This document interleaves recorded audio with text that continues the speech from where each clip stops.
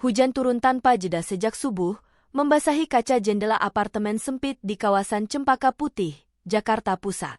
Dari lantai 11, kota tampak muram seperti perasaannya. Lampu-lampu kendaraan membentuk garis-garis panjang berwarna kuning dan merah, berkelok di jalanan yang macet meski hari masih pagi. Nadira Pramesti berdiri mematung di balik tirai tipis, rambut hitamnya tergerai tak terurus, matanya kosong menatap keluar. Ia tidak sedang menikmati hujan. Ia sedang menimbang sebuah keputusan yang akan mengubah hidupnya, atau menghancurkannya. Di tangannya, sebuah map coklat lusuh berisi berkas lamaran kerja. Nama yang tertulis di sudut kanan atas bukanlah nama lengkapnya. Ia sengaja menyederhanakannya, menghapus jejak-jejak yang bisa mengarah pada satu fakta yang selama ini ia sembunyikan rapat-rapat, bahwa ayahnya adalah pemilik PT Surya Mahardika Group, salah satu perusahaan konstruksi dan properti terbesar di Indonesia, dengan kantor pusat megah di Kuningan, Jakarta Selatan, dan cabang-cabang yang tersebar hingga Tangerang dan Bandung.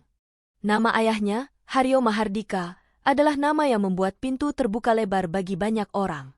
Namun bagi Nadira, nama itu justru menjadi tembok tinggi yang dingin.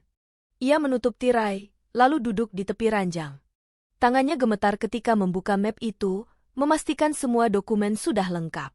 Ijazah, daftar riwayat hidup, surat lamaran yang ditulis dengan bahasa sederhana, bahkan alamat tempat tinggal pun ia samarkan.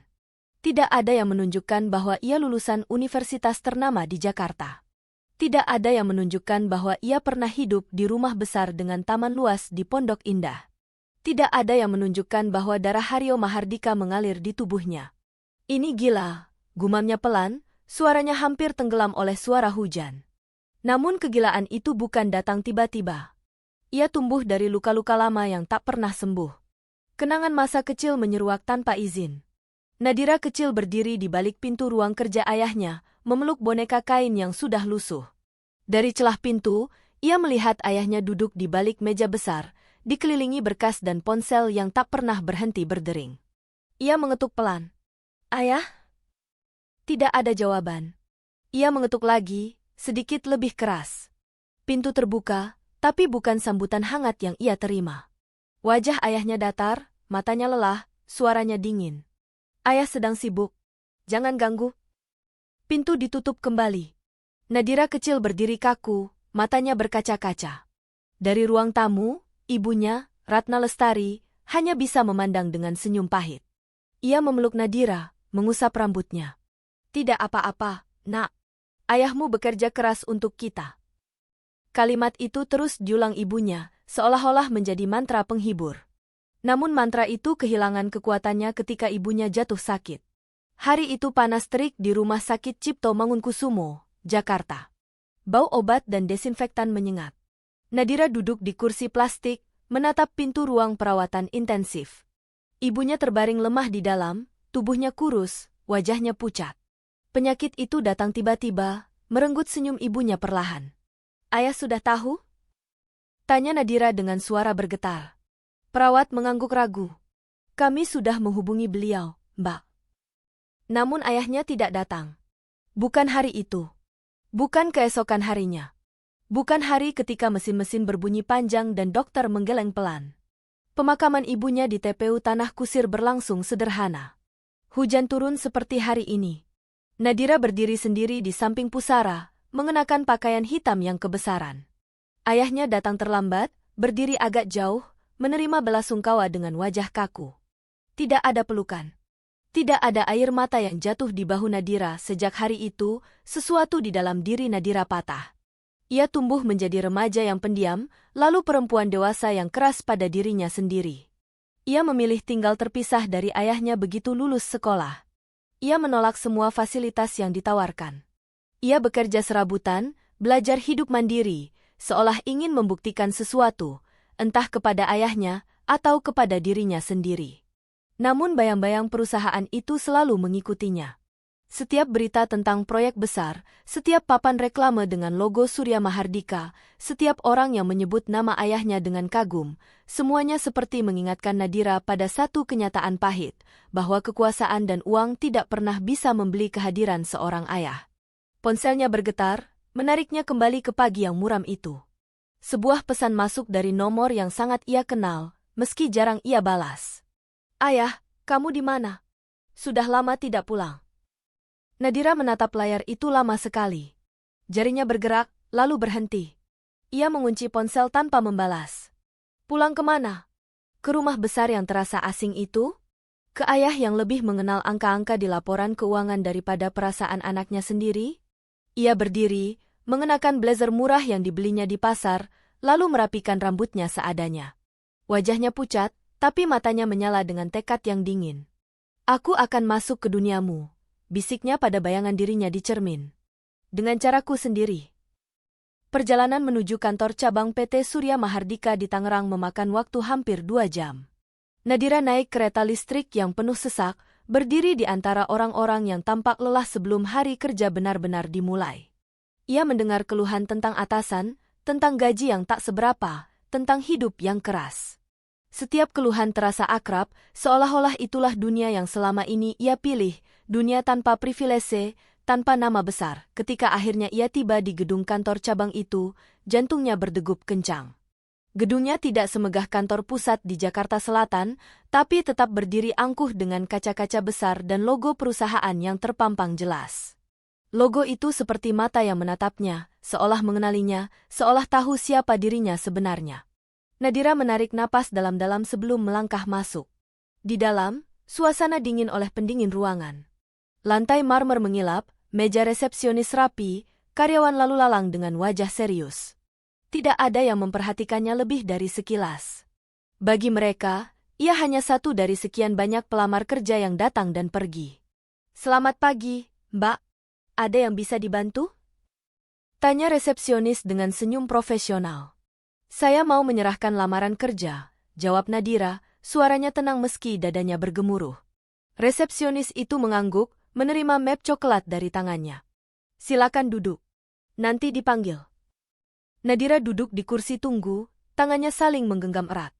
Di sekelilingnya, beberapa pelamar lain tampak gelisah. Ada yang membaca berkas, ada yang mondar-mandir, ada yang berdoa dalam hati. Nadira menatap lantai, mencoba menenangkan diri. Di kepalanya, pertanyaan-pertanyaan berputar tanpa henti. Apa yang sebenarnya ia cari di sini? Pembuktian? Keadilan? Atau sekadar cara untuk mendekati ayahnya dari sisi yang selama ini tertutup baginya? Waktu berjalan lambat. Setiap menit terasa seperti 1 jam. Hingga akhirnya, seorang staf memanggil namanya, nama samaran yang ia gunakan hari ini. "Nadira Prameswari." Ia berdiri, melangkah mengikuti staf itu ke sebuah ruangan kecil di lantai 2. Ruangan itu sederhana, dengan meja kayu, 2 kursi, dan jendela yang menghadap ke area parkir. Di balik meja, seorang pria paruh baya duduk dengan ekspresi datar. Namanya tertera di papan kecil di meja, Rudi Santoso, Kepala Bagian Sumber Daya Manusia Cabang Tangerang. "Silakan duduk," kata pria itu tanpa senyum.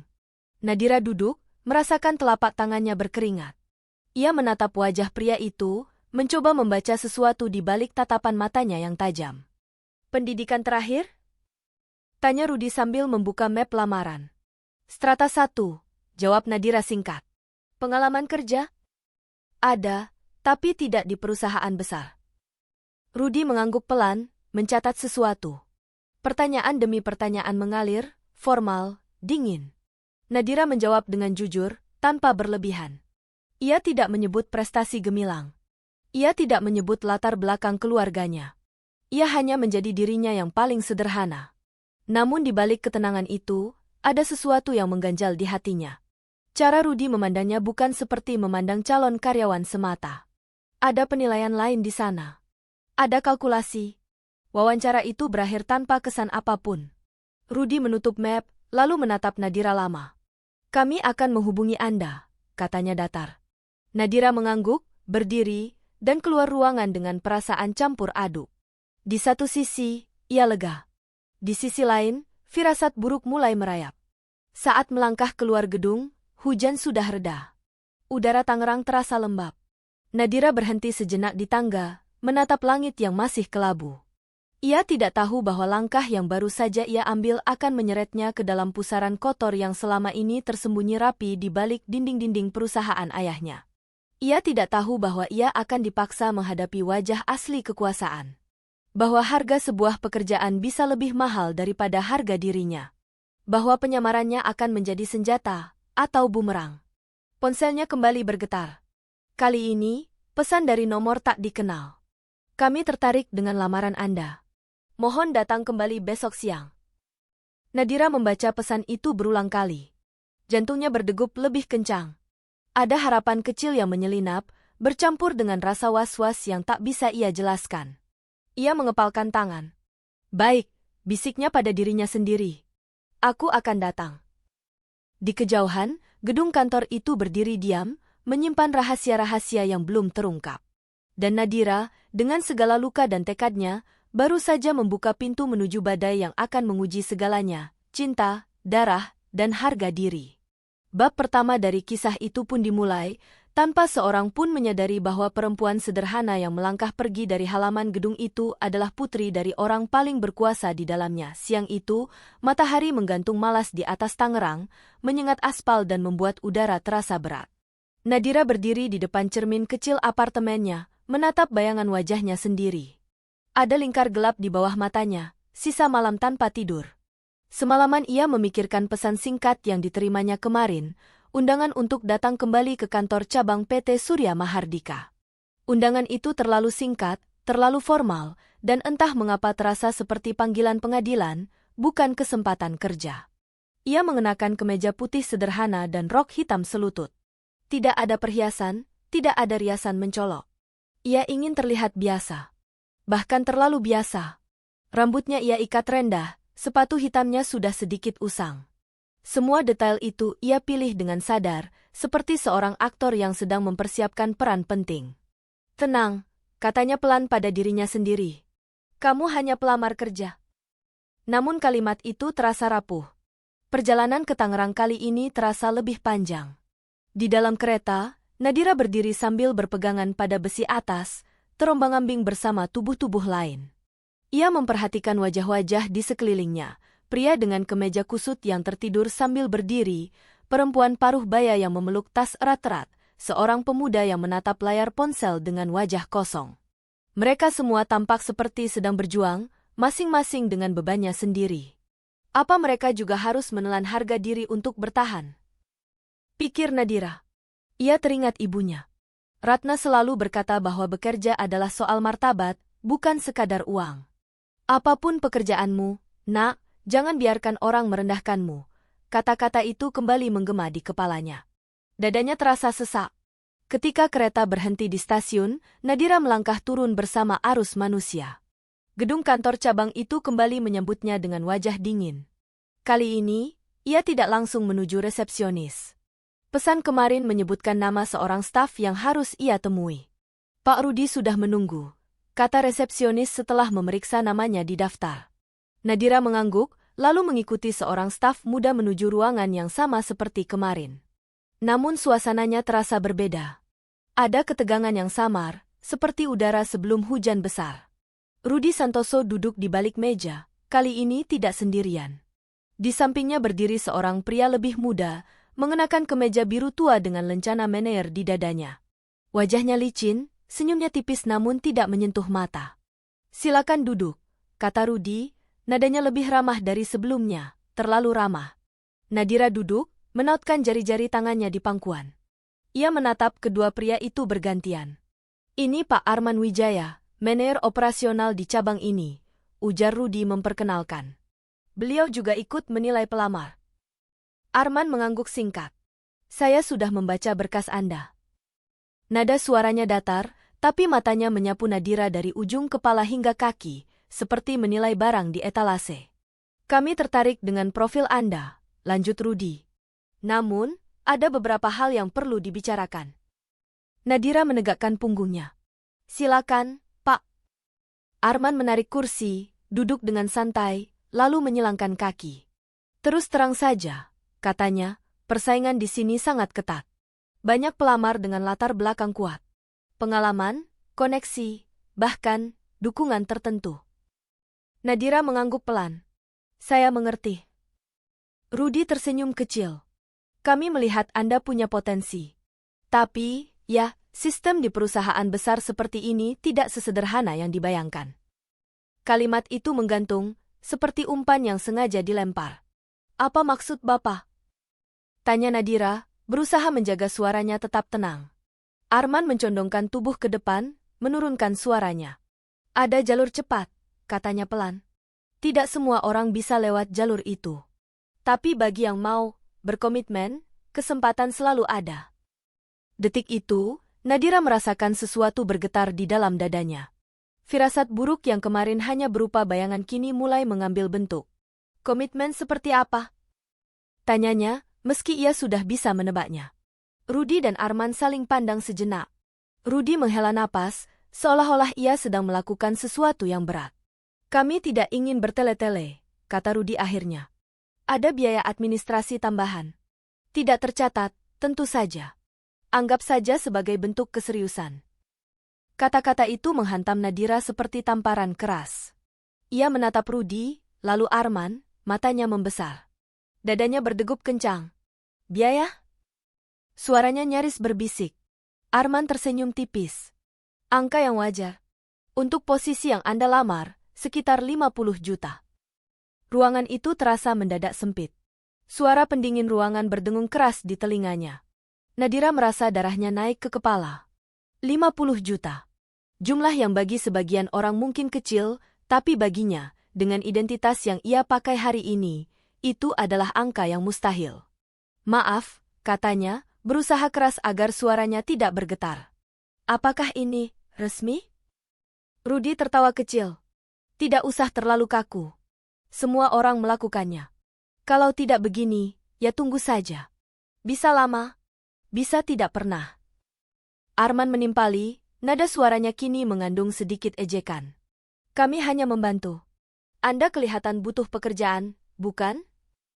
Kata, butuh, itu menusuk harga diri Nadira. Ia menatap meja, menahan gejolak di dalam dadanya. Amarah, kecewa, dan sesuatu yang lebih gelap bercampur menjadi satu. Dan kalau saya tidak sanggup? Tanyanya pelan. Rudy mengangkat bahu. Kami tidak bisa memaksakan. Tapi ya, peluang Anda kecil. Hening menyelimuti ruangan.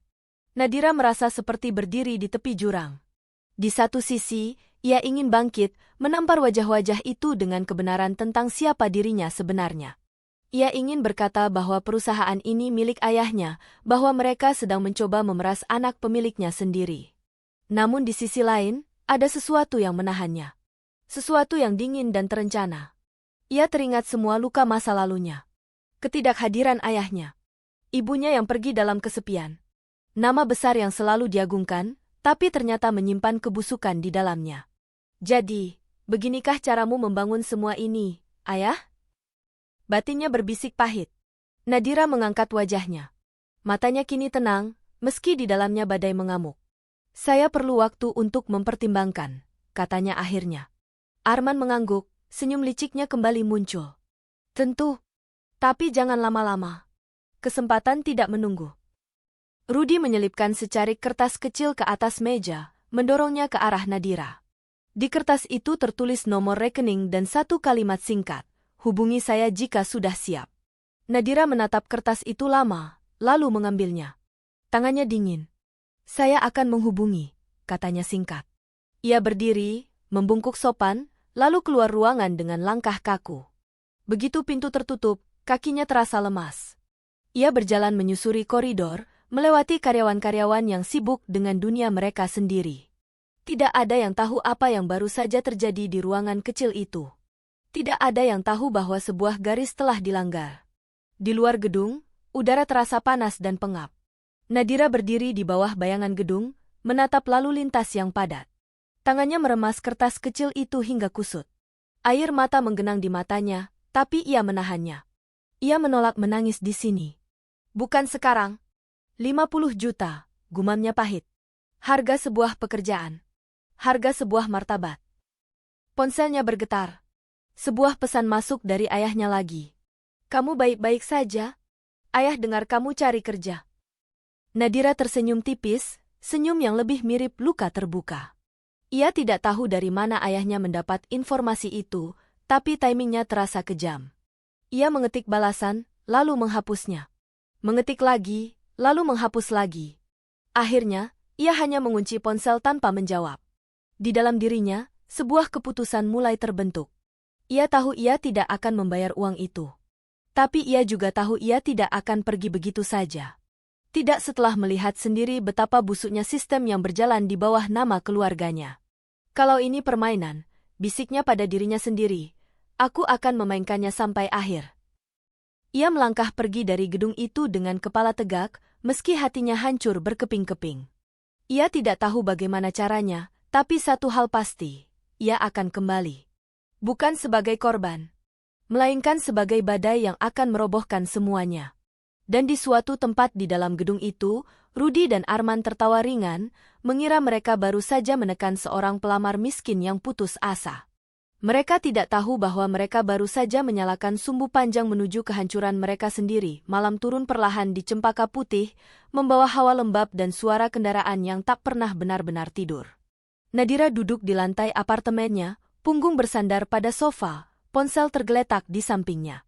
Lampu sengaja ia matikan, hanya cahaya dari luar jendela yang menerobos masuk, memantulkan bayangan gedung-gedung tinggi di dinding.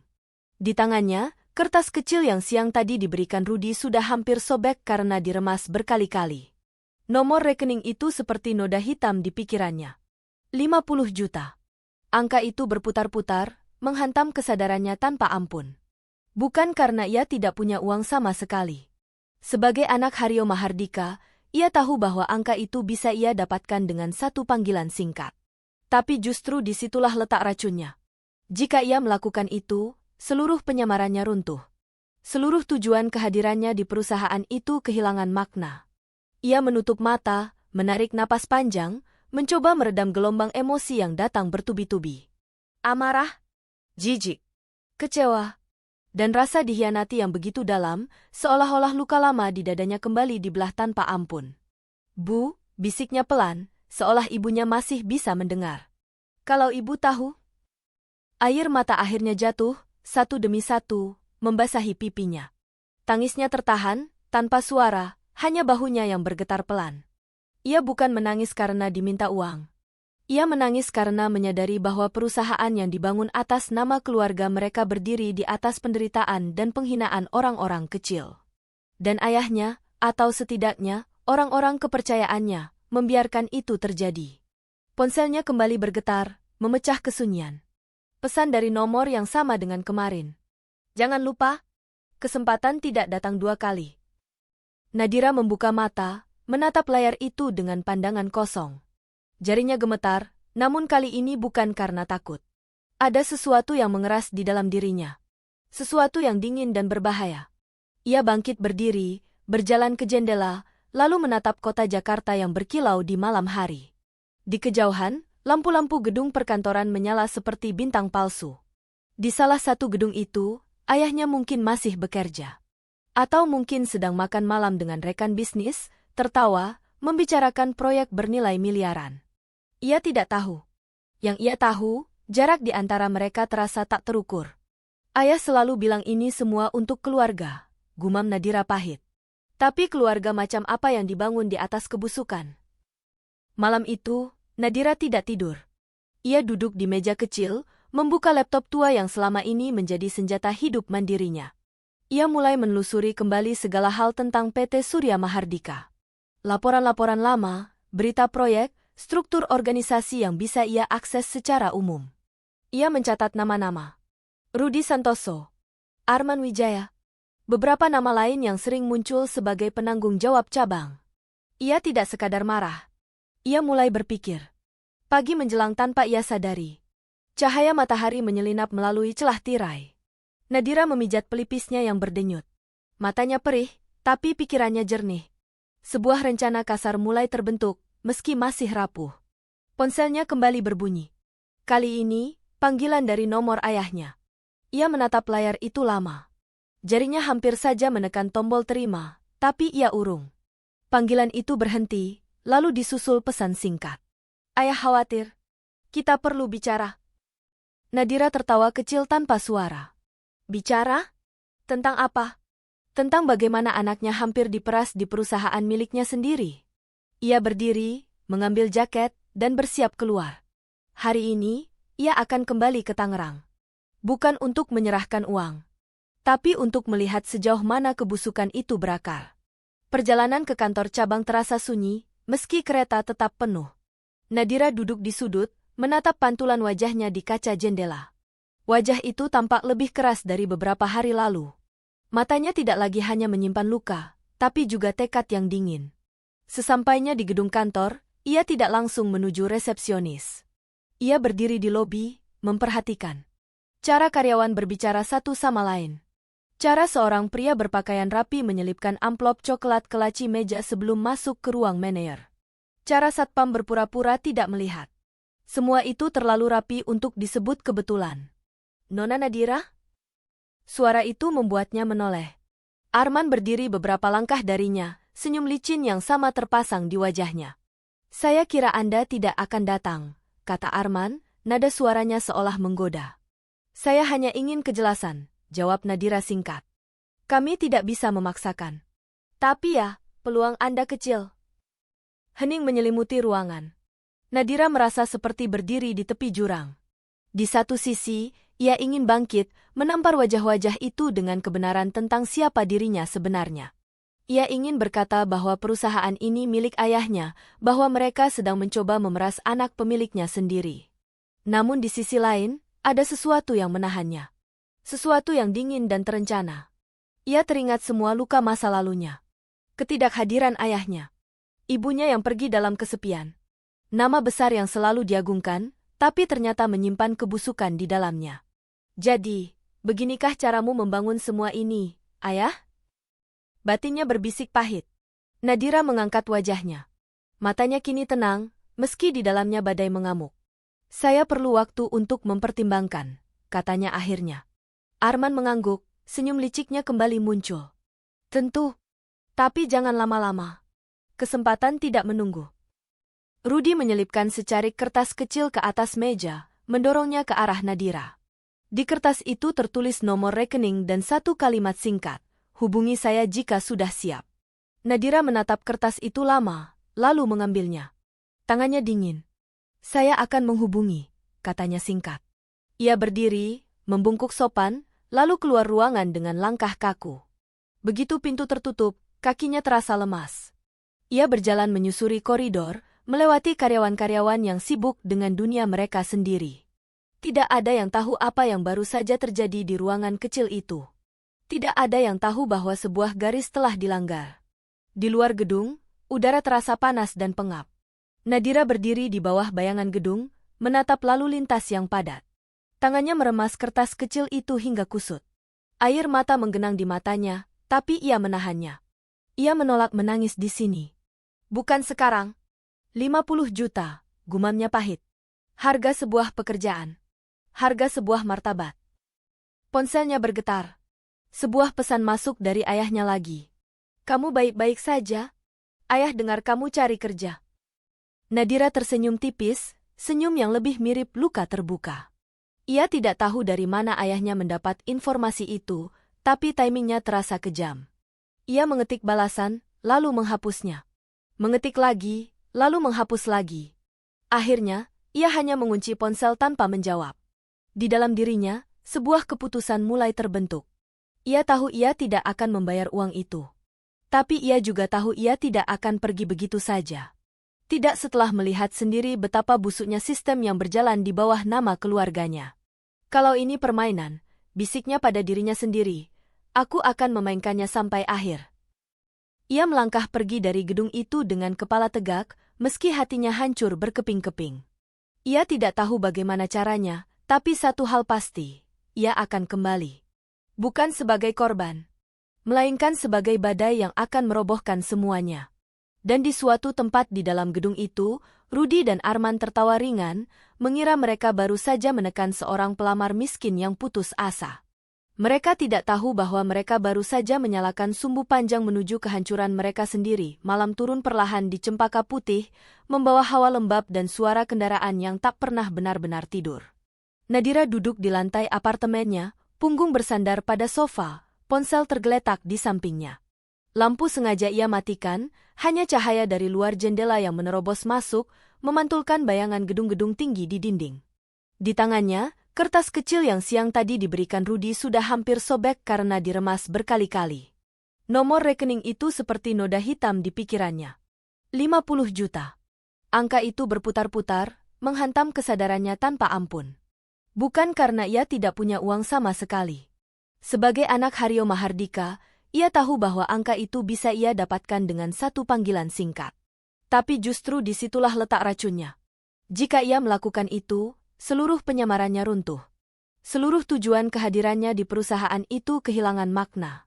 Ia menutup mata, menarik napas panjang, mencoba meredam gelombang emosi yang datang bertubi-tubi.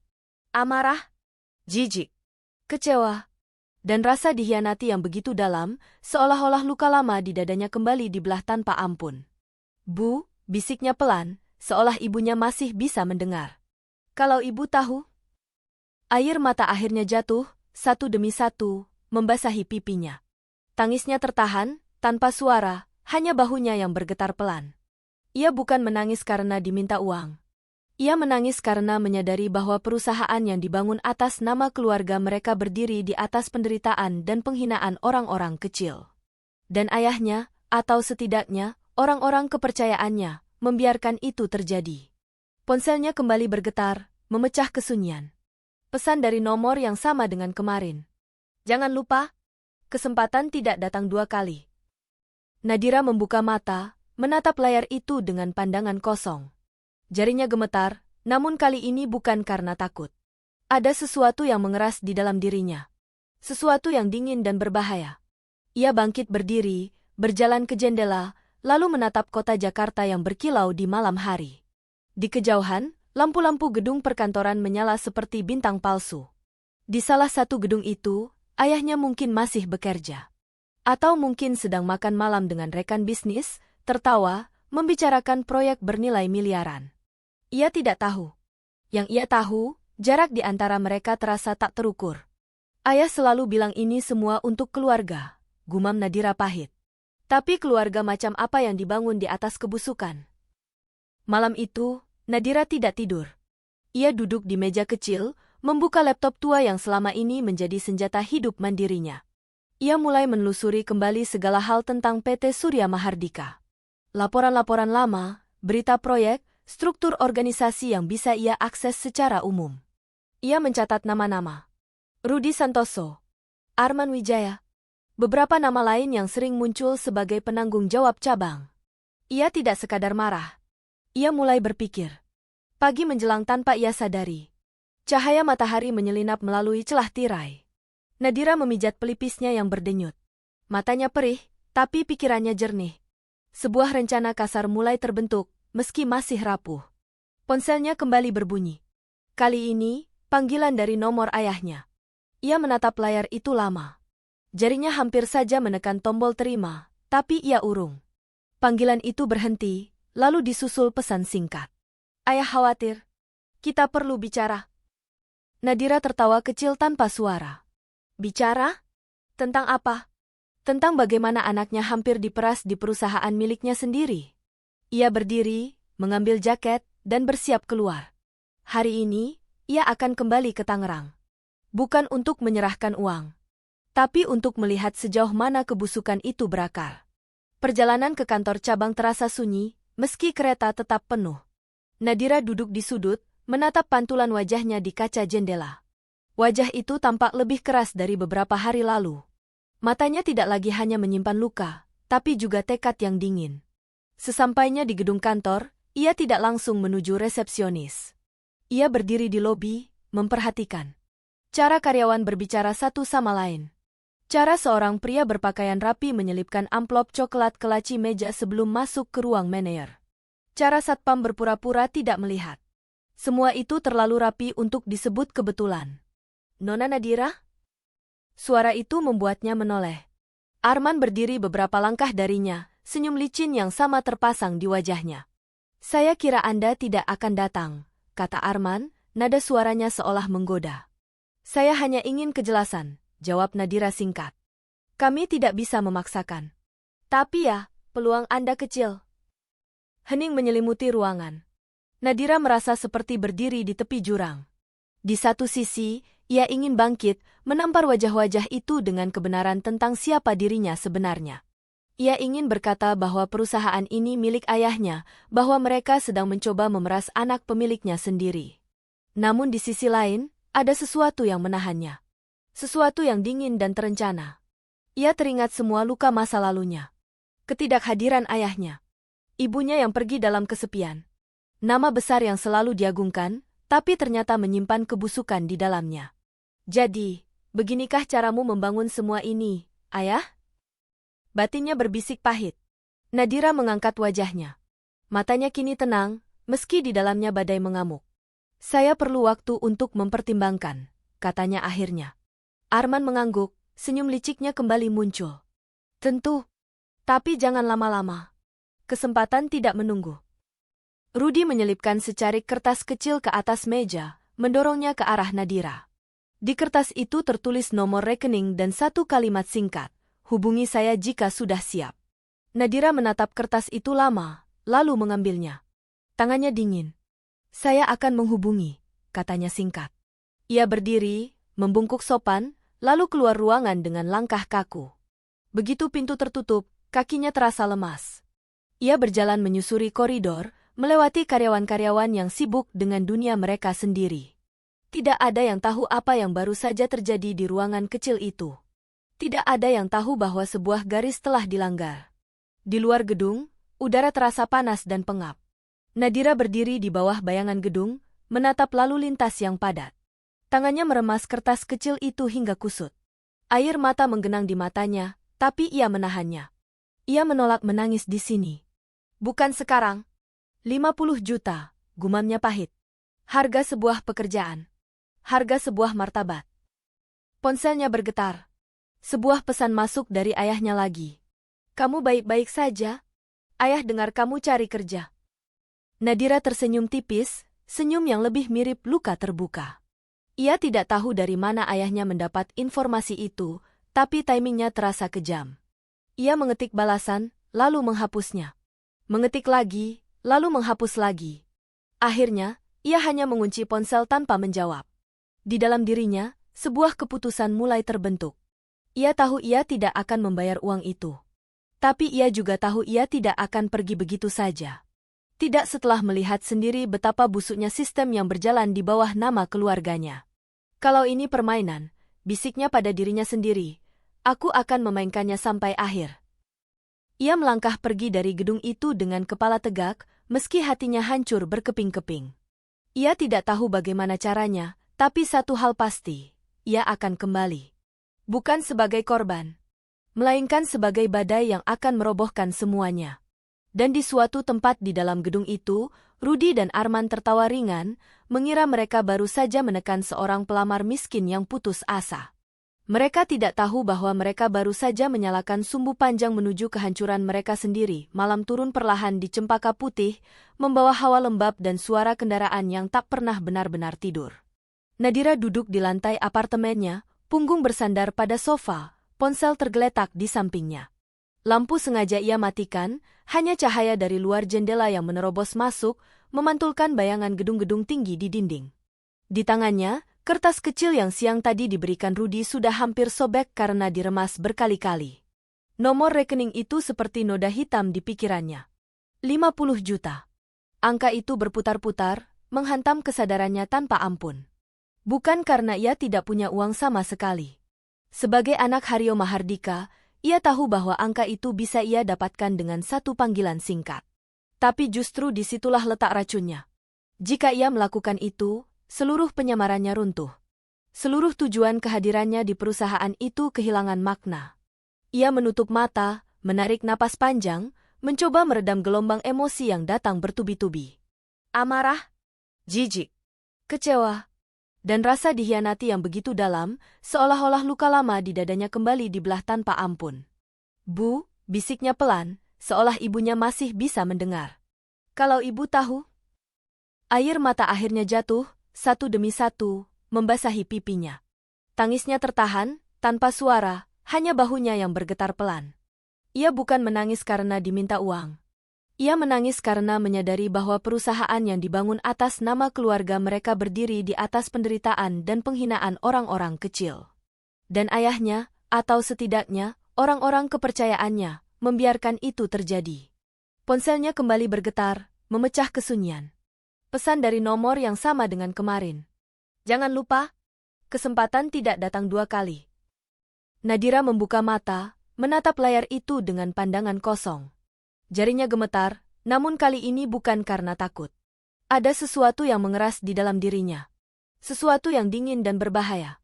Ia bangkit berdiri, berjalan ke jendela, lalu menatap kota Jakarta yang berkilau di malam hari.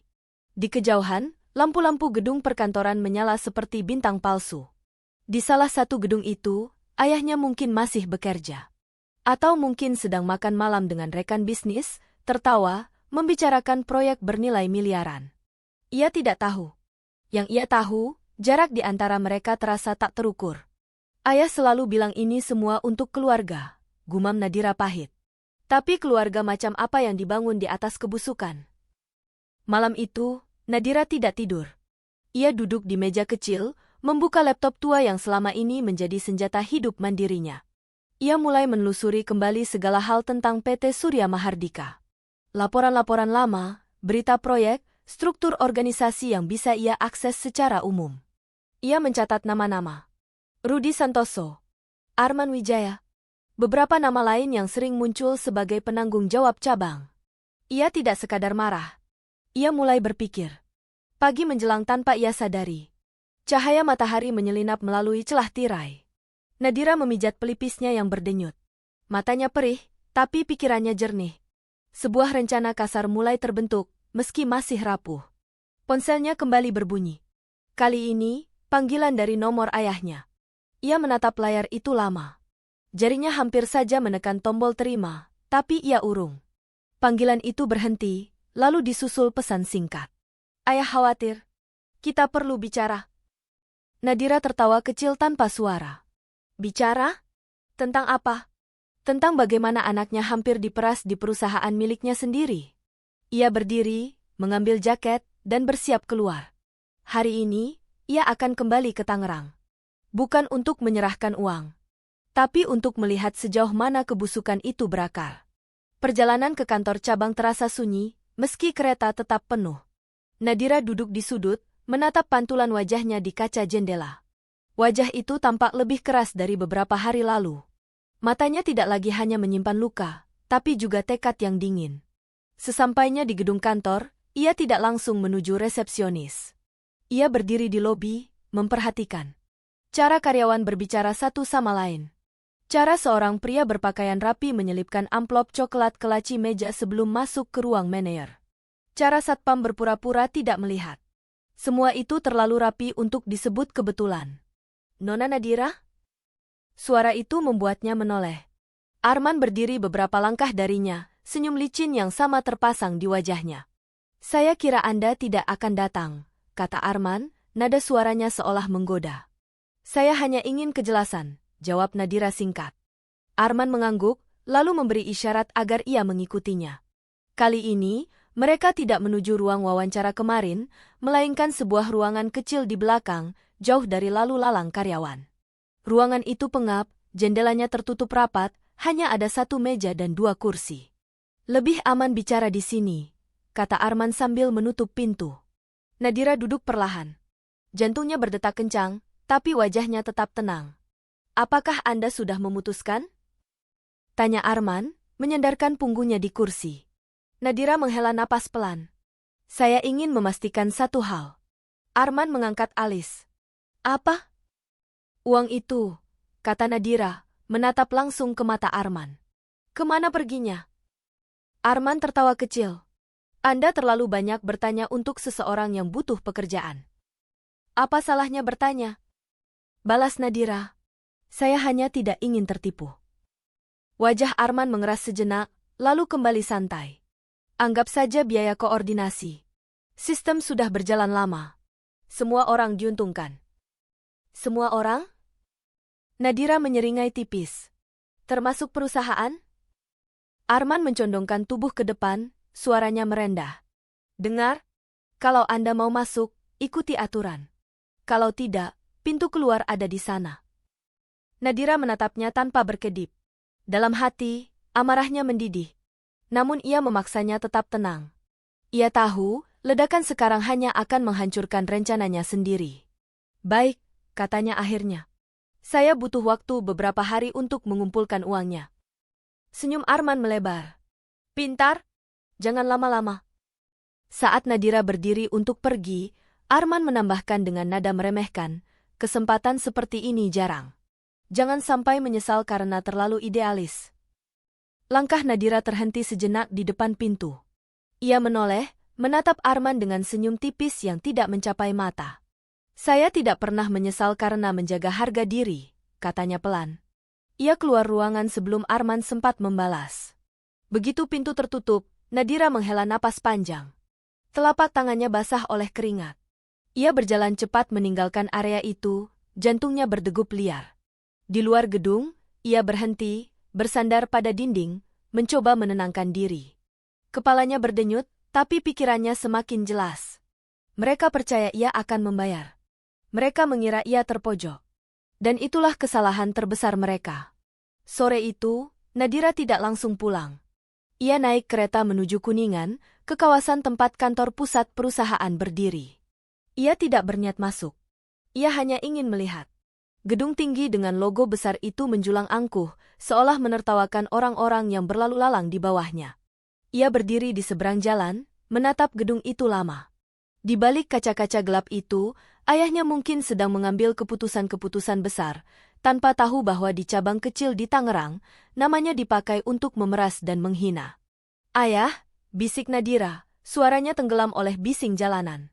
Kalau kau tidak tahu, aku akan memberitahumu. Kalau kau tahu dan membiarkan, aku akan menghancurkan semuanya. Ponselnya kembali berbunyi. Kali ini, pesan dari Rudy. Jangan lupa janji Anda. Kami menunggu. Nadira menatap pesan itu, lalu tersenyum tipis. Senyum yang tidak membawa kehangatan apapun. Tenang, gumamnya pada diri sendiri. Aku akan datang. Tapi bukan sebagai korban. Malam itu, di apartemennya, Nadira membuka kembali laptopnya. Ia mulai menulis sesuatu. Bukan surat lamaran. Bukan laporan. Tapi catatan. Tanggal. Waktu. Nama. Kata-kata persis yang diucapkan Rudy dan Arman. Setiap detail ia tulis dengan teliti, seolah sedang mempersiapkan kesaksian di pengadilan. Ia tahu, langkah yang akan ia ambil berbahaya. Ia tahu, ia sedang bermain api. Tapi untuk pertama kalinya sejak ibunya meninggal, ia merasa hidupnya memiliki arah yang jelas. Ia akan masuk ke perusahaan itu. Ia akan membiarkan mereka berpikir bahwa mereka menang. Dan dari dalam, ia akan membuka satu persatu borok yang selama ini tersembunyi. Dengan mata yang lelah namun menyala oleh tekad, Nadira menutup laptopnya. Di luar, hujan kembali turun, membasuh kota dengan suara gemuruh. Badai telah dipanggil. Dan kali ini, Nadira tidak berniat berlindung. Bab 4. Hari ketika Nadira kembali ke kantor cabang PT Surya Mahardika Tangerang, langit tampak cerah, terlalu cerah untuk sebuah kebohongan besar yang akan dimulai. Ia berdiri di depan gerbang gedung itu dengan langkah mantap, membawa tas kerja hitam sederhana. Di dalam tas itu, tidak ada uang 50 juta. Yang ada hanyalah buku catatan kecil, ponsel dengan perekam suara tersembunyi, dan tekad yang sudah tidak bisa ditarik kembali. Resepsionis tersenyum ketika melihatnya. Mbak Nadira, ya? Silakan langsung ke lantai 2. Pak Rudy sudah menunggu. Nada suara perempuan itu terdengar biasa saja, seolah-olah tidak ada yang salah. Nadira mengangguk, membalas senyum tipis, lalu melangkah menuju tangga. Setiap langkah terasa berat, namun ia memaksa dirinya tetap tenang. Ia tahu, begitu ia melewati pintu itu, ia tidak lagi sekadar pelamar. Ia adalah bagian dari permainan kotor yang harus ia mainkan sampai tuntas. Di lantai 2, Rudy Santoso berdiri di depan ruangannya, menunggu dengan tangan terlipat di dada. Senyum kecil terbit di wajahnya ketika melihat Nadira. Wah, tepat waktu, katanya. Saya kira Anda akan mundur. Nadira tersenyum tipis. Saya butuh pekerjaan, Pak. Rudy tertawa pelan. Bagus. Orang yang tahu apa yang ia butuhkan biasanya lebih mudah diajak kerja sama. Kalimat itu membuat perut Nadira mual, tapi ia menahannya. Ia mengikuti Rudy masuk ke ruangan. Kali ini, Arman juga sudah ada di sana. Di atas meja, ada selembar kertas kontrak dan sebuah map biru. Jadi, kata Arman sambil menyandarkan punggungnya di kursi, bagaimana dengan urusan kemarin? Nadira menarik napas, lalu mengeluarkan ponselnya, pura-pura memeriksa sesuatu. Saya sudah berusaha, katanya pelan.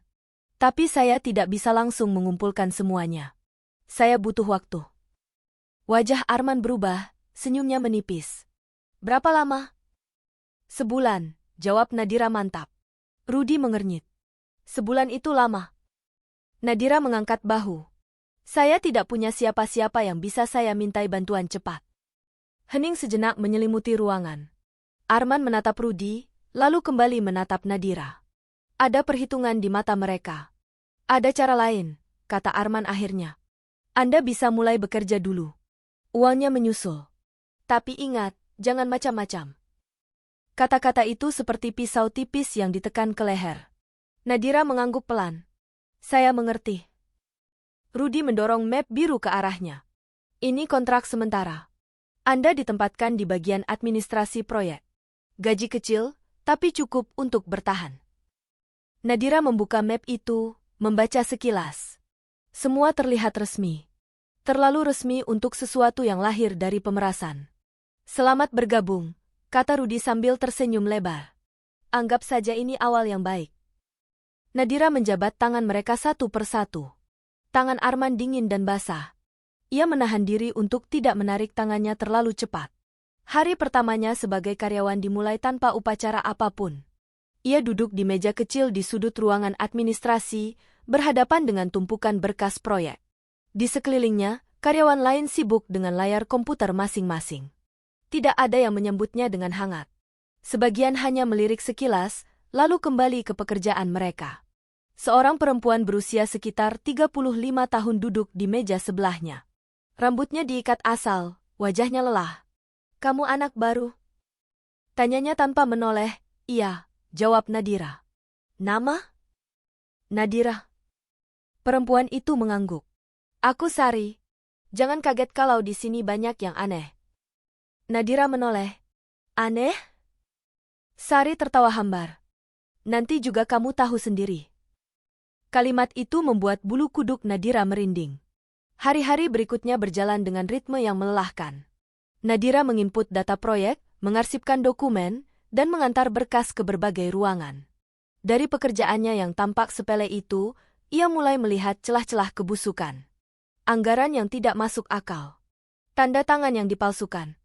Berkas yang hilang lalu muncul kembali dengan angka berbeda. Ia mendengar bisik-bisik di pantry tentang uang pelicin, tentang siapa yang harus disenangkan agar proyek lancar. Semua dibicarakan dengan nada pasrah, seolah-olah itu adalah bagian tak terpisahkan dari kehidupan kerja. Suatu siang, ketika Nadira sedang menyalin dokumen di ruang arsip, ia mendengar dua suara dari balik rak berkas. Yang kemarin sudah beres? Tanya suara pria. Sudah. 5 orang masuk minggu ini. Lumayan, jawab suara lain. Hati-hati saja. Jangan sampai pusat tahu. Nadira menahan napas. Tangannya berhenti bergerak. Ia mengenali suara itu. Rudy. Ia mundur perlahan, berusaha tidak menimbulkan suara. Jantungnya berdegup kencang. Setiap kata yang ia dengar menegaskan kecurigaannya. Ini bukan ulah 1-2 orang. Ini sistematis. Malam-malam Nadira di apartemen diisi dengan menulis. Ia mencatat semua yang ia lihat dan dengar. Nama, waktu, lokasi. Kadang ia merekam percakapan singkat ketika situasi memungkinkan. Ia menyimpan semuanya di beberapa tempat berbeda, seolah-olah sedang menyiapkan bom waktu. Namun tekanan itu mulai memakan dirinya. Setiap kali ia melihat logo perusahaan, dadanya terasa sesak. Setiap kali ia mendengar nama ayahnya disebut dengan hormat, perutnya mual. Ia ingin berteriak. Ia ingin menghancurkan semuanya sekarang juga. Tapi ia tahu, ia harus sabar. Sari suatu hari duduk di sampingnya dengan wajah muram. Aku dengar kamu masuk lewat jalur cepat, katanya pelan. Nadira terdiam. Apa maksudmu? Sari menatap sekeliling, memastikan tidak ada yang mendengar. Di sini, semua orang tahu. Kalau mau masuk cepat, ya bayar. Aku dulu juga begitu. Nada suara Sari datar, tanpa kemarahan. Hanya kelelahan. Kenapa kamu masih di sini? Tanya Nadira lirih. Sari tersenyum pahit. Karena aku butuh makan. Anak-anakku butuh sekolah. Jawaban itu menghantam Nadira lebih keras daripada penghinaan Arman. Di hadapannya bukan hanya pelaku, tapi juga korban. Orang-orang yang terjebak, yang terpaksa menelan rasa hina demi bertahan hidup di rumah, Nadira menerima panggilan dari ayahnya lagi. Kali ini, ia menjawab. Kamu di mana? Tanya Haryo tanpa basa-basi. Bekerja, jawab Nadira singkat. Di mana? Nadira menutup mata sejenak. Di perusahaanmu. Hening di seberang sana. Apa? Aku bekerja di salah satu cabang Surya Mahardika. Lanjut Nadira, nadanya tenang. Sebagai karyawan biasa. Kamu gila? Suara ayahnya meninggi. Kenapa tidak bilang? Kenapa harus menyamar?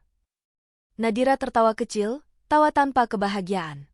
Karena aku ingin tahu seperti apa dunia yang ayah bangun dari bawah. Dan sekarang aku tahu. Apa maksudmu? Nada Haryo berubah waspada. Bukan sekarang, jawab Nadira. Nanti? Ia menutup panggilan sebelum ayahnya sempat membalas. Tangannya gemetar, tapi hatinya justru terasa dingin. Beberapa hari kemudian, sebuah kejadian kecil hampir membongkar semuanya. Arman memanggil Nadira ke ruangannya. Kamu terlalu banyak bertanya, katanya sambil mengetuk-ngetuk meja dengan pulpen. Hati-hati, orang pintar seringkali celaka karena mulutnya sendiri. Nadira menunduk, berpura-pura takut. Maaf, Pak. Saya hanya ingin bekerja dengan baik.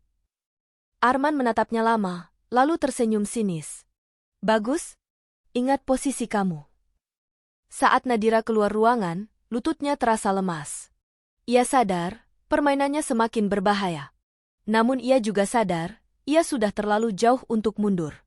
Di dalam hatinya, sebuah janji terucap, untuk ibunya, untuk dirinya sendiri, dan untuk semua orang seperti Sari yang terpaksa menunduk. Ia akan membiarkan mereka merasa aman. Ia akan membiarkan mereka percaya bahwa ia telah tunduk. Dan ketika waktunya tiba, ia akan menarik karpet itu dari bawah kaki mereka, tanpa ampun. Permainan baru saja masuk babak yang lebih gelap. Kantor pusat PT Surya Mahardika di Kuningan, Jakarta Selatan, berdiri megah seperti istana kaca. Setiap kali Nadira melewati gedung itu dalam perjalanan pulang dari cabang Tangerang, dadanya selalu terasa tertekan. Namun pagi itu berbeda. Ia tidak hanya melewatinya. Ia masuk. Undangan itu datang tiba-tiba, lewat surel internal perusahaan yang dikirim ke seluruh staf administrasi cabang. Rapat koordinasi proyek besar di kantor pusat. Nama Nadira tercantum sebagai salah satu peserta. Tangannya bergetar saat membaca surel itu. Ia tahu, ini bukan kebetulan. Pagi itu, Nadira berdiri di depan cermin lebih lama dari biasanya. Ia mengenakan pakaian yang sama sederhananya seperti hari-hari lain, namun kali ini ia merasa seperti sedang mengenakan topeng yang jauh lebih berat. Ia mengikat rambutnya rapi, menatap wajahnya sendiri, mencoba menemukan sisa-sisa gadis kecil yang dulu memanggil ayahnya dari balik pintu ruang kerja. Tenang, bisiknya. Kamu hanya karyawan. Namun detak jantungnya tidak bisa dibohongi. Gedung kantor pusat dipenuhi orang-orang dengan pakaian rapi dan wajah penuh percaya diri. Nadira berjalan di antara mereka dengan langkah pelan, menundukkan kepala, membawa map berisi dokumen proyek. Tidak ada yang mengenalinya sebagai putri pemilik perusahaan. Tidak ada yang menyapanya dengan hormat berlebihan. Ia hanyalah satu wajah biasa di antara ratusan. Hingga pintu ruang rapat besar itu terbuka. Ruangan itu luas, meja panjang dari kayu gelap membentang di tengah, kursi-kursi empuk tersusun rapi. Di ujung meja, sebuah kursi besar berdiri sedikit lebih tinggi dari yang lain. Kursi itu kosong. Namun Nadira tahu, siapa yang akan duduk di sana. Ia duduk di kursi paling ujung, hampir menempel dinding. Tangannya menggenggam pulpen erat-erat. Satu persatu orang masuk. Manajer, direktur cabang, kepala divisi. Rudi dan Arman juga ada, tampak lebih rapi dari biasanya, wajah mereka penuh percaya diri. Lalu pintu terbuka kembali. Hening seketika menyelimuti ruangan.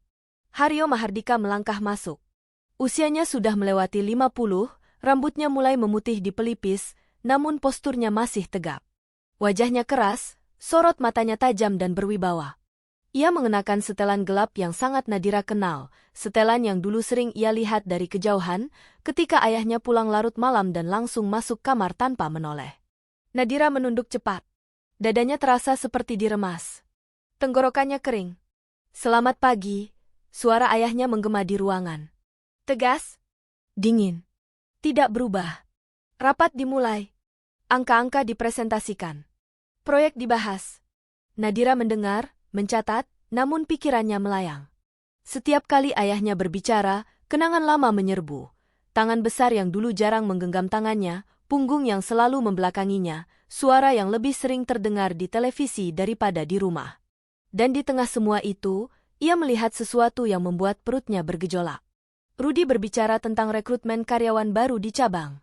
Nada suaranya lancar, penuh keyakinan. Tidak ada sedikit pun keraguan atau rasa bersalah. Arman menimpali, menyebut efisiensi dan loyalitas. Haryo mengangguk-angguk, tampak puas. Nadira ingin berdiri. Ingin berteriak.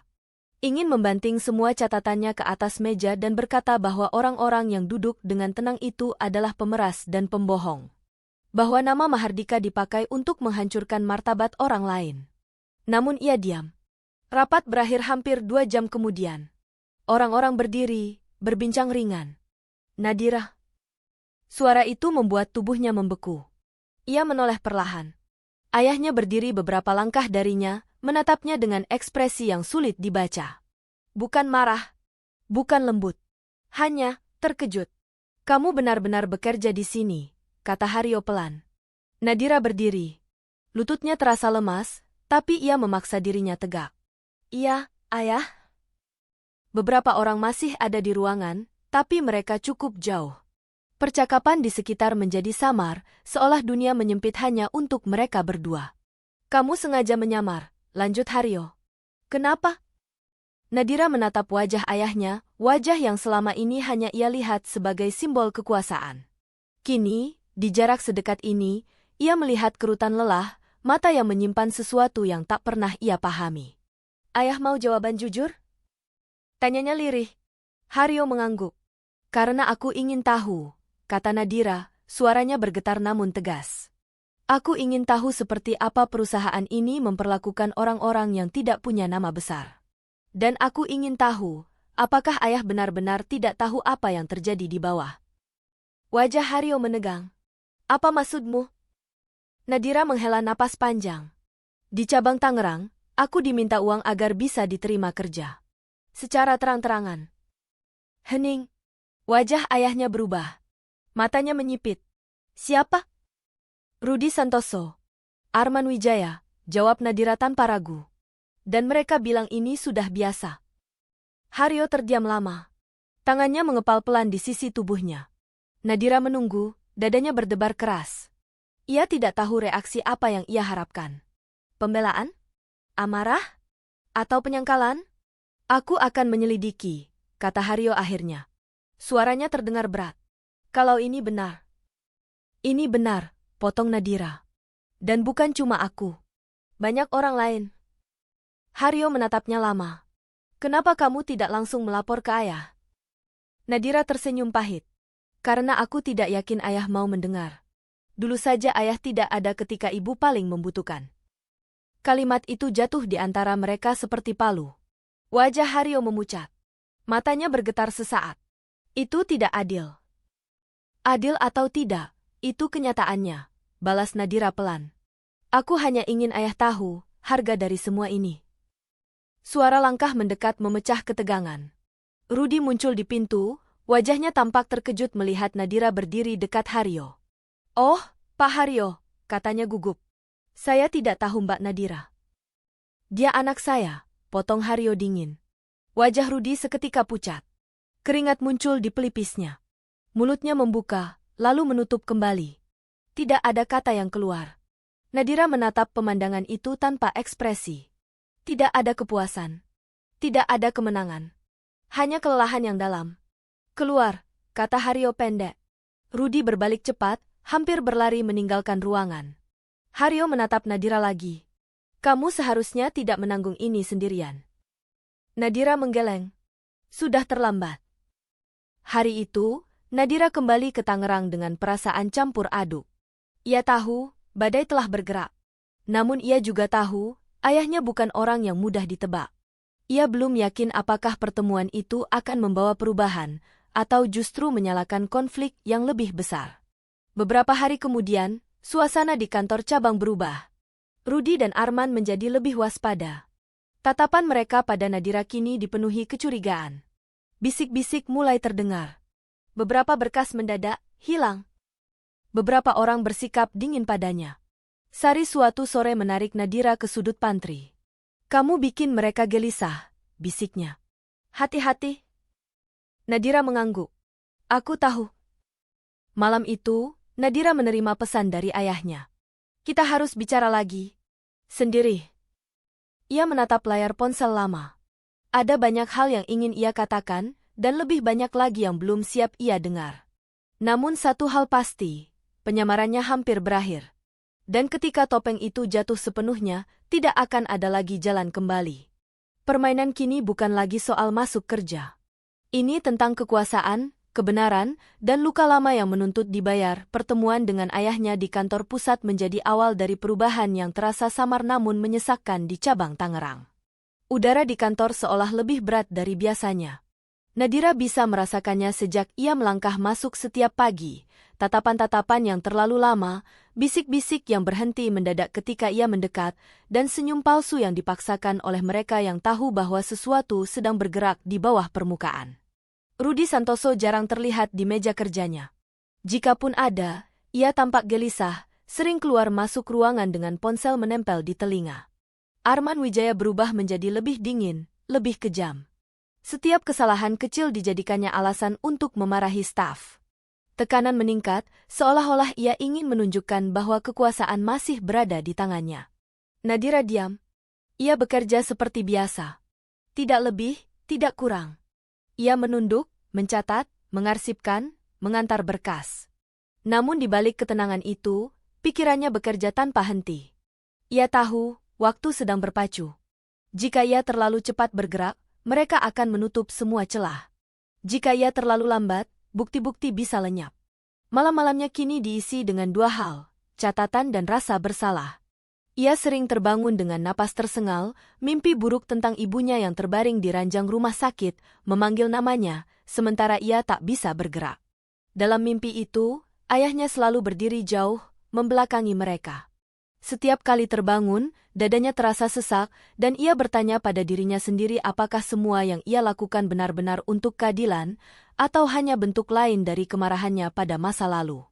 Namun setiap kali ragu itu datang, wajah Sari muncul di benaknya. Wajah perempuan lelah yang tetap bekerja dengan kepala tertunduk demi anak-anaknya. Suatu sore, ketika sebagian besar karyawan sudah pulang, Nadira masih duduk di meja, pura-pura menyelesaikan laporan. Sari mendekat, membawa 2 gelas kopi dari pantry. Kamu kelihatan capek, katanya pelan, meletakkan 1 gelas di meja Nadira. Terima kasih, jawab Nadira. Sari duduk di kursi kosong di sampingnya. Ia menatap layar komputer Nadira, lalu berbisik, kamu tahu, beberapa orang di sini mulai panik. Nadira menoleh. Kenapa? Sari menunduk, suaranya semakin pelan. Katanya dari pusat ada audit mendadak. Tidak resmi, tapi orang-orang besar mulai bertanya. Jantung Nadira berdegup lebih cepat. Ia tahu, ayahnya mulai bergerak. Namun ia juga tahu, audit dari atas saja tidak cukup. Orang-orang seperti Rudy dan Arman sudah terlalu lihai. Mereka pasti menyiapkan kambing hitam, menghapus jejak, dan menyelamatkan diri sendiri. Ada yang bilang, lanjut Sari ragu, nama kamu disebut-sebut. Nadira tersenyum tipis. Dalam konteks apa? Sari mengangkat bahu. Katanya kamu terlalu bersih. Itu mencurigakan. Kata-kata itu membuat Nadira terdiam. Terlalu bersih. Di tempat yang kotor, kebersihan memang terlihat mencolok. Malam itu, Nadira tidak langsung pulang. Ia menunggu hingga kantor hampir kosong. Dengan alasan mengambil berkas yang tertinggal, ia kembali ke ruang arsip. Jantungnya berdebar ketika ia membuka lemari besi kecil di sudut ruangan, lemari yang kuncinya pernah ia lihat tergantung di laci meja Rudy. Ia tidak merusak kunci. Ia menunggu. Ia mengamati. Ia memanfaatkan kelengahan. Di dalam lemari itu, tersimpan map-map berlabel proyek. Beberapa di antaranya berbeda dari yang pernah ia arsipkan.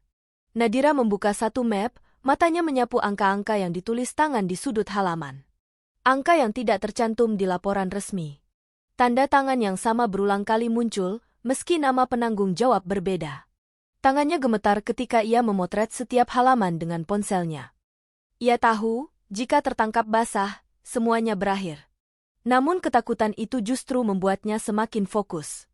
Ia bekerja cepat, rapi, meninggalkan lemari itu seperti semula. Ketika ia keluar dari ruang arsip, napasnya masih terengah. Ia bersandar sejenak di dinding, memejamkan mata. Keringat dingin mengalir di pelipisnya. Ini gila, bisiknya. Aku benar-benar gila. Namun kegilaan itu terasa perlu. Keesokan harinya, Arman memanggilnya ke ruangan. Kali ini, pintu ditutup rapat begitu Nadira masuk. Kamu tahu kenapa saya panggil? Tanya Arman tanpa basa-basi. Nadira menunduk. Tidak, Pak. Arman menatapnya tajam. Saya dengar kamu dekat dengan orang pusat. Nadira mengangkat wajah, berpura-pura terkejut. Saya hanya ikut rapat kemarin. Jangan bodoh, bentak Arman. Saya tidak suka karyawan yang main dua kaki. Kata-kata itu seperti ancaman telanjang. Nadira menelan ludah. Saya hanya bekerja, Pak. Arman mendekat, berdiri sangat dekat hingga Nadira bisa mencium bau rokok di napasnya. Dengar? Kalau kamu pikir bisa menjatuhkan kami, kamu salah. Kami tahu cara membersihkan masalah. Nadira menahan diri agar tidak gemetar. Ia menatap mata Arman dengan keberanian yang dipaksakan. Saya tidak tahu apa yang Bapak maksud. Arman tersenyum sinis. Bagus. Tetap tidak tahu. Itu lebih aman. Ia melambaikan tangan, menyuruh Nadira keluar. Begitu pintu tertutup, lutut Nadira hampir menyerah. Ancaman itu jelas. Namun alih-alih mundur, sesuatu di dalam dirinya justru mengeras. Malam itu, Nadira bertemu ayahnya di sebuah rumah makan sederhana di Menteng. Bukan restoran mewah langganan pebisnis. Tempat itu sunyi, dengan lampu temaram dan suara sendok beradu pelan. Haryo datang tanpa pengawal, tanpa jas mahal. Ia tampak lebih tua dari terakhir kali Nadira melihatnya. Kamu kelihatan kurus, katanya setelah mereka duduk. Nadira tersenyum tipis. Kerja keras. Haryo menghela napas. Aku sudah mulai menyelidiki. Tapi mereka licik. Banyak bukti hilang. Nadira menatap ayahnya lama, lalu mengeluarkan ponsel. Ia membuka galeri, menunjukkan foto-foto yang ia ambil. Wajah Haryo berubah. Matanya membesar, rahanya mengeras. Kamu mempertaruhkan diri kamu, katanya lirih, hampir marah. Seperti ibu mempertaruhkan dirinya sendirian dulu?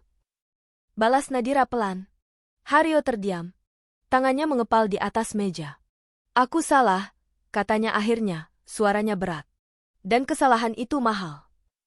Untuk pertama kalinya, Nadira melihat ayahnya bukan sebagai bos besar, tapi sebagai pria yang hancur oleh penyesalan. Aku tidak minta maaf, kata Nadira. Aku minta ayah bertindak. Haryo mengangguk pelan. Aku akan. Tapi caranya harus tepat. Nadira menyandarkan punggungnya ke kursi. Aku juga punya cara. Malam itu, mereka menyusun rencana. Bukan rencana kasar penuh amarah, tapi langkah-langkah tenang yang akan menjatuhkan orang-orang itu dari dalam, menggunakan aturan yang mereka langgar sendiri. Audit resmi. Pemanggilan mendadak. Dan satu pertemuan yang akan menjadi panggung terbuka. Hari-hari berikutnya, Nadira memainkan perannya dengan sempurna. Ia berpura-pura takut, patuh, bahkan beberapa kali meminta maaf pada Arman atas kesalahan kecil. Kepercayaan itu perlahan kembali. Arman lengah. Rudy mulai muncul lagi di kantor dengan wajah lebih santai. Mereka tidak tahu bahwa setiap senyum palsu Nadira adalah pisau yang diasah. Puncaknya datang ketika undangan rapat mendadak tersebar ke seluruh manajemen cabang. Rapat evaluasi langsung dengan pimpinan pusat. Pagi itu, Nadira berdiri di depan gedung kantor dengan napas berat. Ia tahu, setelah hari ini, hidupnya tidak akan sama. Ia melangkah masuk dengan kepala tegak. Permainan hampir selesai. Dan kali ini, ia tidak akan diam. Ruang rapat utama kantor cabang PT Surya Mahardika Tangerang pagi itu terasa berbeda. Udara dingin dari pendingin ruangan tidak mampu meredam panas yang menjalar dari wajah-wajah tegang para manajer dan kepala divisi. Kursi-kursi disusun rapi, meja panjang mengilap seperti biasa, namun suasananya seperti ruang sidang yang menunggu vonis. Nadira duduk di kursi paling ujung. Tangannya terlipat rapi di atas pangkuan, wajahnya tenang, nyaris tanpa ekspresi. Tidak ada satupun yang bisa menebak bahwa perempuan sederhana dengan kemeja polos itu adalah pusat dari badai yang sebentar lagi akan menghantam ruangan ini. Satu persatu orang masuk. Rudi Santoso datang dengan langkah agak tergesa, kemejanya rapi namun keringat tampak di pelipisnya. Ia menghindari tatapan Nadira, langsung duduk dan sibuk membuka berkas. Arman Wijaya masuk beberapa menit kemudian, wajahnya dipenuhi senyum kaku yang dipaksakan. Ia sempat melirik Nadira, lalu membuang muka dengan dengusan kecil. Pura-pura tenang, batin Nadira dingin. Kalian tidak tahu apa yang menunggu. Pintu terbuka. Semua kepala menoleh serempak. Haryo Mahardika masuk tanpa senyum, didampingi 2 orang dari tim audit internal pusat. Tidak ada basa-basi. Tidak ada sapaan ramah. Aura yang dibawanya membuat ruangan seketika membisu. Duduk, katanya singkat. Ia mengambil kursi di ujung meja. Tepat di posisi tertinggi. Matanya menyapu seluruh ruangan sebelum berhenti sesaat pada Nadira. Tatapan mereka bertemu. Tidak lama. Tidak ada isyarat khusus. Namun di mata ayahnya, Nadira melihat sesuatu yang tidak pernah ia lihat sebelumnya. Tekad bercampur rasa bersalah. Rapat dimulai dengan laporan formal. Angka-angka dipaparkan. Proyek-proyek disebutkan. Semua berjalan sesuai naskah, seolah-olah tidak ada yang salah. Rudi dan Arman bergantian berbicara, suara mereka mantap, penuh percaya diri. Mereka terlihat seperti orang-orang yang siap mempertahankan benteng terakhirnya. Hingga Haryo mengangkat tangan. Cukup, katanya. Suara itu datar, tapi tajam seperti pisau. Ia menoleh ke salah satu auditor. Tampilkan data yang kemarin. Layar besar di ujung ruangan menyala. Grafik muncul. Lalu tabel. Lalu salinan dokumen. Wajah Rudi berubah lebih dulu. Warnanya memucat. Tangannya yang memegang pulpen mulai gemetar. Ini apa? Tanya Haryo, menunjuk layar. Anggaran proyek cabang Tangerang yang tidak pernah tercatat di laporan pusat. Arman berdehem. Mungkin ada kesalahan input. Kesalahan? Potong Haryo dingin.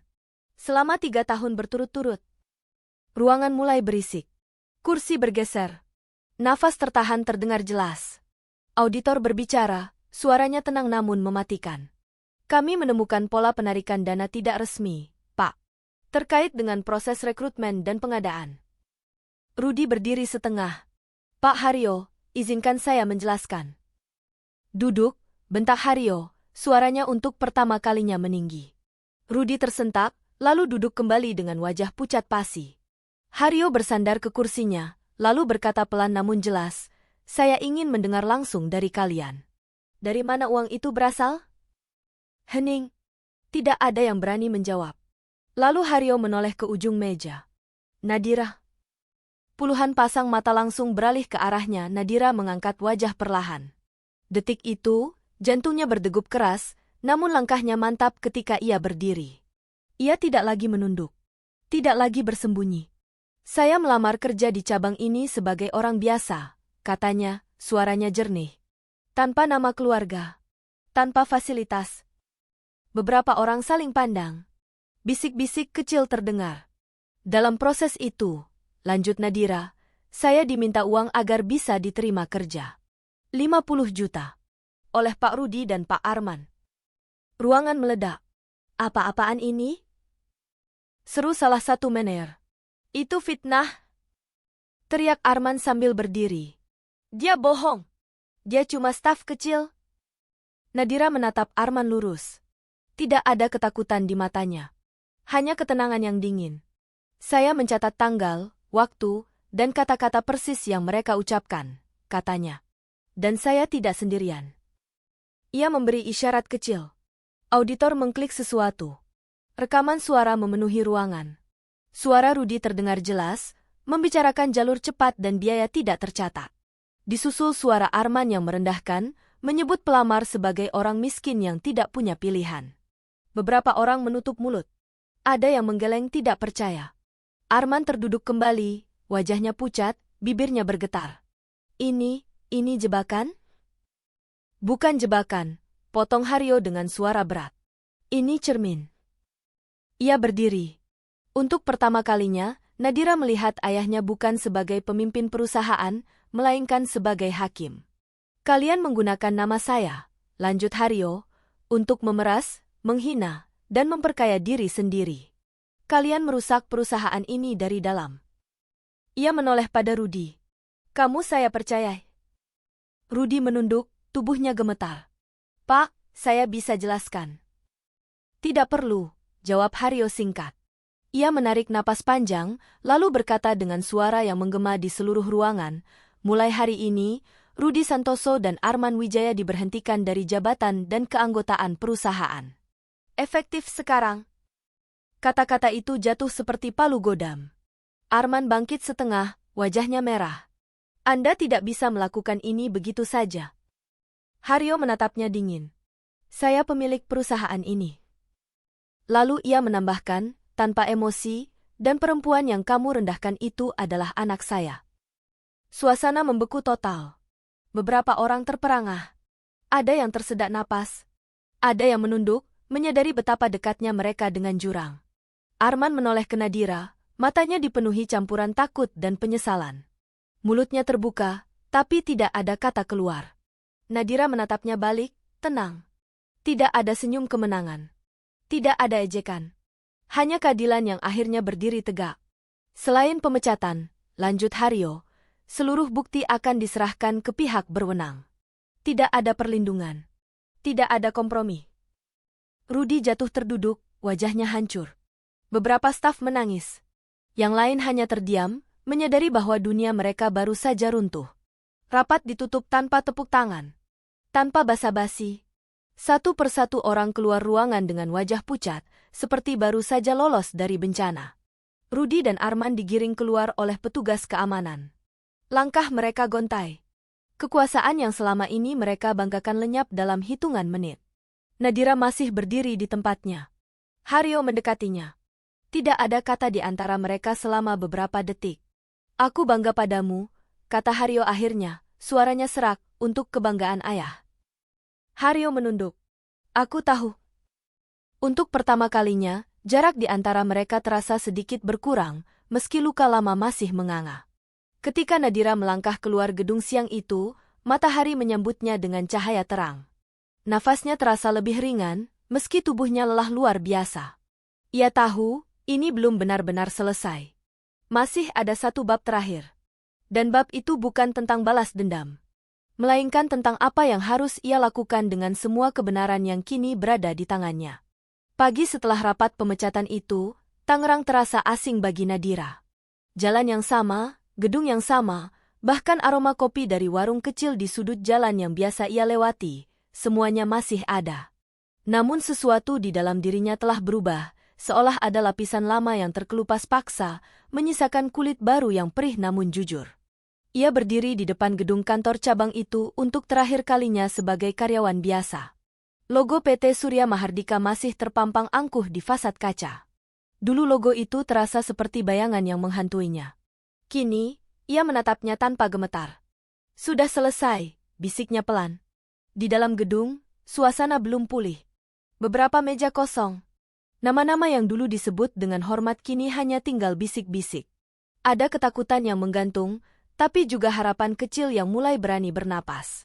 Nadira berjalan ke mejanya, merapikan barang-barang sederhana yang ia miliki, buku catatan penuh tulisan tangan, pena, dan sebuah foto kecil ibunya yang ia simpan di dompet.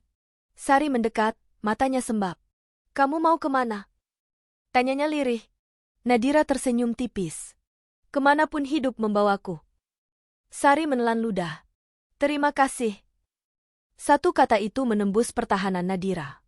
Ia menatap Sari, melihat bukan lagi karyawan lelah, melainkan seorang ibu yang selama ini menahan diri agar tidak hancur. Jangan bilang terima kasih, kata Nadira pelan. Ini seharusnya tidak pernah terjadi pada kalian. Sari menggeleng. Tapi kamu yang berdiri. Nadira memeluknya singkat. Pelukan itu sederhana, namun berat oleh segala hal yang tak pernah terucap.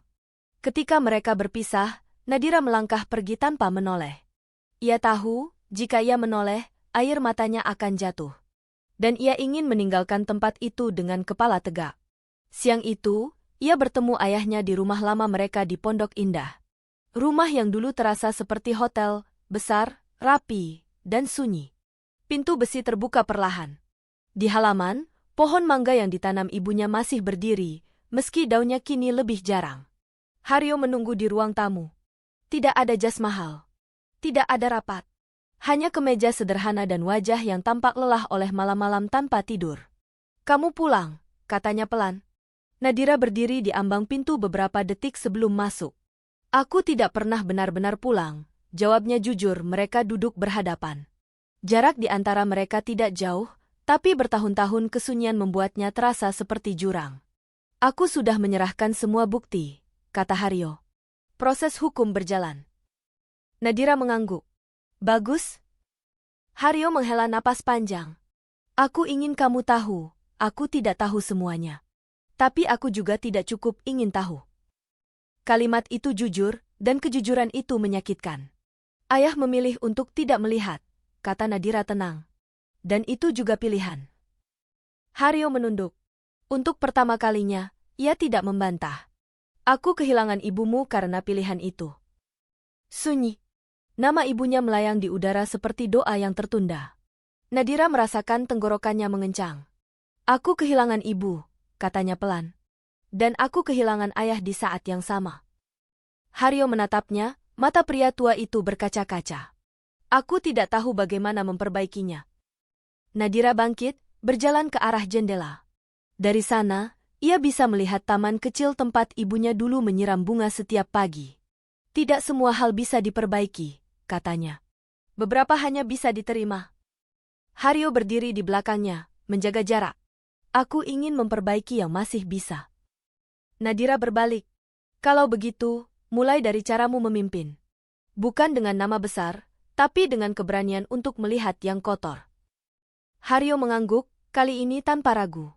Aku akan membersihkan perusahaan. Tanpa kompromi. Bukan untukku, kata Nadira. Untuk orang-orang yang tidak punya pilihan. Haryo terdiam, lalu mengangguk lagi. Aku berutang pada mereka. Dan padamu.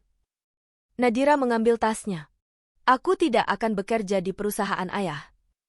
Haryo menahan napas. Aku tahu. Aku juga tidak ingin warisan, lanjut Nadira. Aku ingin hidup dengan namaku sendiri. Haryo tersenyum pahit. Seperti ibumu. Nadira tersenyum kecil. Ya, seperti ibu. Mereka berpisah tanpa pelukan. Namun di udara, ada sesuatu yang akhirnya dilepaskan, bukan cinta yang utuh, tapi pengakuan yang lama tertunda. Hari-hari berikutnya berlalu cepat. Berita tentang pemecatan dan proses hukum menyebar. Ada yang memuji, ada yang mencibir. Nadira membaca semuanya dengan jarak. Ia tahu, kisah seperti ini selalu punya dua wajah. Yang penting baginya bukan citra, melainkan dampak. Ia pindah ke Bandung. Kota itu memberinya ruang bernapas. Udara lebih dingin, langkah lebih pelan. Di sana, ia menyewa rumah kecil dekat Dago, dikelilingi pepohonan dan suara burung pagi. Ia mulai menulis, bukan untuk membongkar, tapi untuk menyembuhkan. Ia membantu beberapa karyawan yang terdampak, menghubungkan mereka dengan bantuan hukum, menyalurkan informasi yang ia miliki agar mereka tidak sendirian. Suatu sore, Sari menelepon. Suaranya terdengar lebih ringan. Aku dapat pekerjaan baru, katanya. Tidak besar, tapi jujur. Nadira tersenyum, matanya berkaca-kaca. Aku senang. Anak-anakku sekarang tidur nyenyak, lanjut Sari. Terima kasih. Kali ini, Nadira tidak menolak. Jaga dirimu, katanya. Itu sudah cukup. Malam di Bandung turun pelan. Nadira duduk di beranda rumah kecilnya, menatap lampu-lampu kota yang berkelip. Ia membuka buku catatan lamanya. Di halaman terakhir, ia menulis satu kalimat. Harga diri bukan sesuatu yang dibeli. Ia dipertahankan. Ponselnya bergetar. Pesan dari ayahnya. Aku menjalankan audit menyeluruh. Akan ada perubahan besar. Nadira membalas singkat. Semoga bertahan. Ia tahu, perubahan sejati tidak pernah selesai dalam satu keputusan. Ia butuh waktu, keberanian, dan kesediaan untuk kehilangan kenyamanan. Ayahnya memilih jalan itu. Entah sampai mana ia akan bertahan, Nadira tidak tahu. Dan untuk pertama kalinya, ia tidak merasa perlu mengawasinya. Beberapa bulan kemudian, Nadira diundang berbicara di sebuah forum kecil tentang etika kerja. Ia berdiri di hadapan orang-orang biasa, mahasiswa, karyawan, ibu rumah tangga. Tidak ada panggung besar. Tidak ada sorotan. Hanya cerita. Aku bukan pahlawan, katanya jujur. Aku hanya orang yang lelah diam. Kalimat itu disambut hening yang hangat. Di akhir acara, seorang perempuan muda mendekatinya. Aku hampir menyerah, katanya lirih. Tapi ceritamu membuatku bertahan. Nadira tersenyum. Bertahan itu sudah cukup berani. Malam itu, ia pulang dengan langkah ringan. Di rumah, ia menempelkan foto ibunya di dinding kecil dekat meja kerja. Aku baik-baik saja, Bu, bisiknya. Aku tidak diam. Hujan turun pelan, membasuh Bandung dengan aroma tanah basah. Nadira menutup jendela, mematikan lampu, dan berbaring. Untuk pertama kalinya sejak lama, tidurnya tanpa mimpi buruk.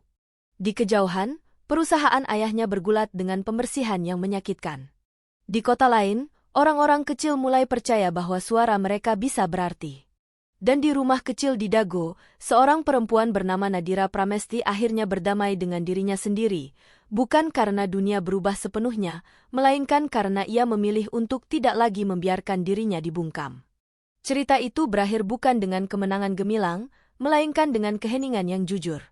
Keheningan yang menyimpan keberanian untuk terus hidup, menolak suap dalam bentuk apapun, dan berdiri, meski sendirian, ketika harga diri dipertaruhkan. Dan untuk Nadira, itu sudah lebih dari cukup.